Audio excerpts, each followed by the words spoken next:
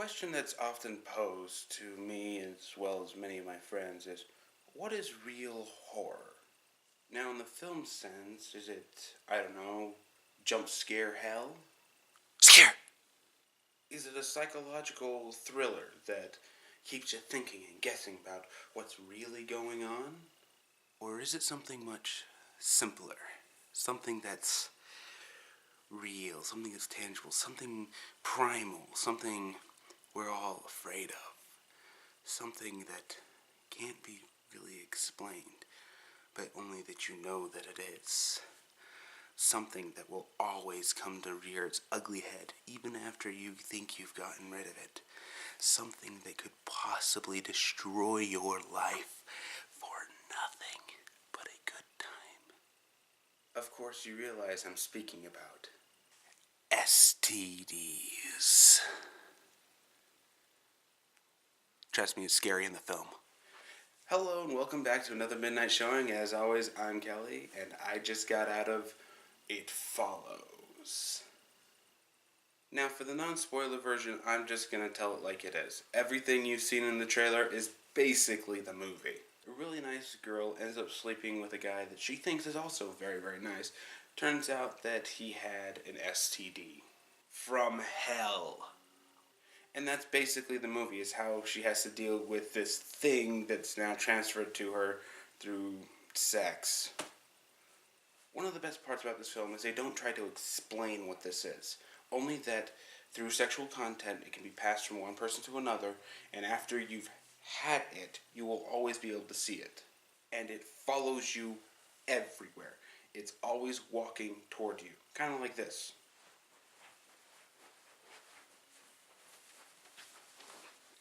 And if it manages to catch you, well, you do die, but I'll leave how for the movie itself. So, final recommendation for those who don't want spoilers, who don't know what the premise was that I just explained, I'd say go see this film. It was a good time, and you're going to enjoy yourself. The movie's not jump scary. It does have a couple of jump scares in there, but they are a little bit more legit and earned. If you're looking for something, say, like Ouija or Annabelle or something that's just going to be completely on the edge of your seat scary, this isn't something you're going to completely enjoy. This movie was a much more atmospheric sense of horror. It takes your anxiety and turns that dial to 11 and gets it pumping the whole movie. But if I were to actually say it was scary,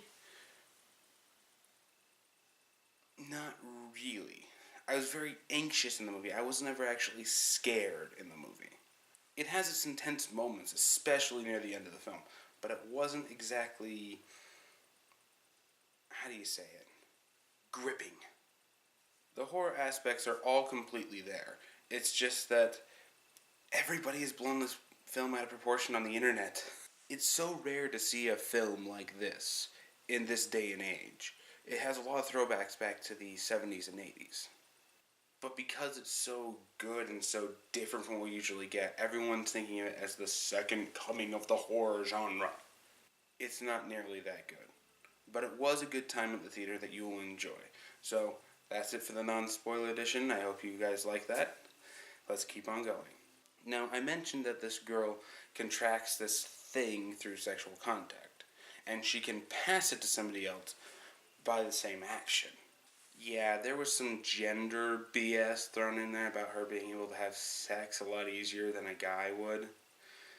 Yeah, that wasn't subtle and I didn't like that. But the concept of the creature is basically a demonic STD. You can't see it unless you have it or have had it. And it's always walking towards you. Never running, always walking. Now, it can change its shape to blend in with the crowd so you don't see it, or it can turn into somebody that you know just to mess with your mind. And as I said, one of the best parts of the film is they don't try to explain it, they just try to fight it. Too often in horror films you see that we have to explain that this thing is a demon from hell, or it's the Antichrist coming to kill us, or it's a soldier demon that tried to push his way through a little girl. Here they don't try to explain it. even once. They just say that it follows, and you better hope that you can either get rid of it or accept your fate.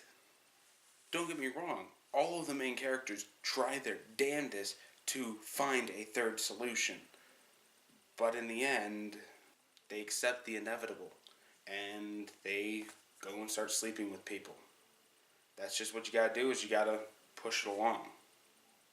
Now, part of me wonders if they did something different, say, I don't know, contact everyone who's ever had it and give themselves all off to it, so it's a noble sacrifice. Would the thing just disappear? But then you realize no one would ever do something like that. So it was very realistic that this movie portrayed them trying to fight the thing and kill it, rather than trying to call everyone up. Not to say there weren't some obvious ways around this thing. I'm pretty sure if she just took a plane to Europe, it has to walk there. It can't get on a plane. It can't do anything else. It's got to walk across the ocean. I'm pretty sure she'd have a few months' time to spend there before it gets to her. Maybe even years. And then once she saw it, all she has to do is get on the plane and go right back home. It's a pretty simple way to avoid this for your entire life. But let's face it, they're not going to do that. As for the main characters themselves, the two leads in this were very, very good. Although not necessarily likable, they were portrayed as real rather than, I'm pretty and I can do whatever I want. Oh no, I'm going to get died. But that's not to say that the supporting cast was any good. I actually found them to be rather, rather bad at what they were doing. Why were half of them even there? I have to ask that because they had no bearing on the actual story other than to say it's not real because they can't see it.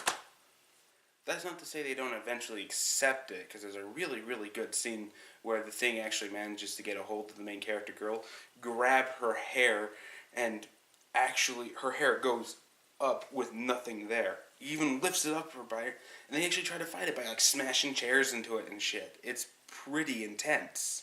But the supporting cast, the girl's sister and her friend, are really, really wooden, and their line deliveries are really bad. I mean, Shyamalan level bad. How come no one has even mentioned this on any of the internet forums and other reviews I've seen on here? The supporting cast sucks. The main character girl, the guy that she ends up with, I think his name was Paul in the movie, and the guy who originally gave her the STD, the basically three main characters of this, they are very well acted. I have no problems with any of them. But these other people are just so unlikable and just so bad at delivering their lines, it's not even funny. There was one point where a scream didn't even sound right. They're just supposed to be shrieking in terror because this thing blew a hole in the freaking door. And they can't even do that right. Come on. That's not to say that they were so unlikable that I would not recommend this movie, which is quite the opposite. I recommend you go see this film because it was really, really good. I just wish that I had some better supporting actors inside of this. Now, the actor for it itself changes because, as I mentioned before, it can change from person to person to person. So even some of these supporting characters end up becoming this thing and walking. One of the things I've heard people praise this movie for was its soundtrack. And it was very 70s, 80s. It was 8-bit synthesizer that you could just tell was a throwback to old horror films. But I could not stand it. It was annoying. It was loud. It was vastly inappropriate for the stuff that's going on. What we needed was a much subtler tone. You know, something more like along the Dark Knight series. One note.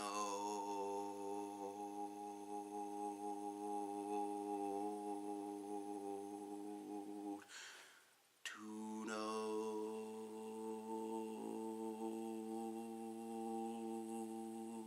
And having something much more subtle like that would have helped bring the terror up rather than just the anxiety.